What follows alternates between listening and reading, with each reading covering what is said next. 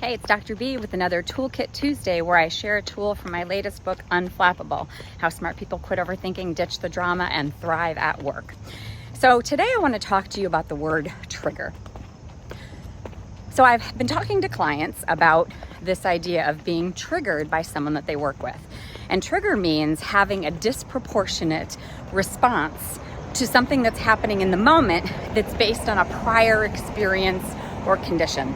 So perhaps it's a relationship that you've had that has been problematic in the past, and this person now reminds you of that person and that dynamic, and so you get triggered. You get upset, not only at the person standing in front of you, but because it feels so familiar to a prior uncomfortable experience. So I have two clients just in the last few days who are talking to me about this triggering. And what I find is that this also comes up in a lot of when I get brought in to be like a mediator between parties in offices and companies or on boards, because it's not just what's happening in the moment that's causing the problem, it's what's happened to each of the parties in the past. And they're like, oh, that person reminds me of my mother and how they used to, judge me, or reminds me of my ex-husband who used to try to control me.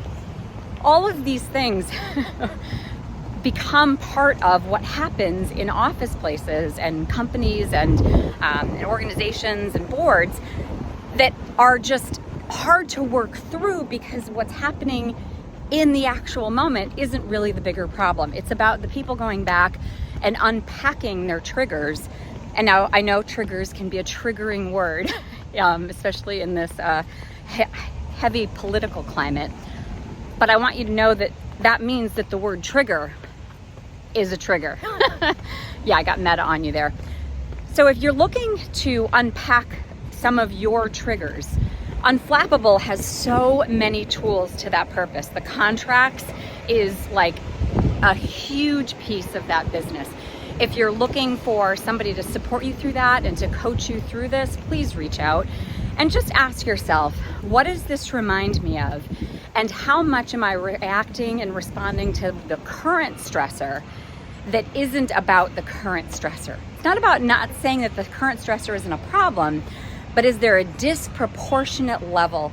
And if that's cluing you into something, some work that needs to be done, go back and do that work. And if you need a person to come and help you with that, please reach out. I would love to talk with you about my coaching services, or bring me into your company or organization, and we can talk through some of this and put some language around these triggering experiences so that people can clean up their stuff, our stuff, and be able to move forward better.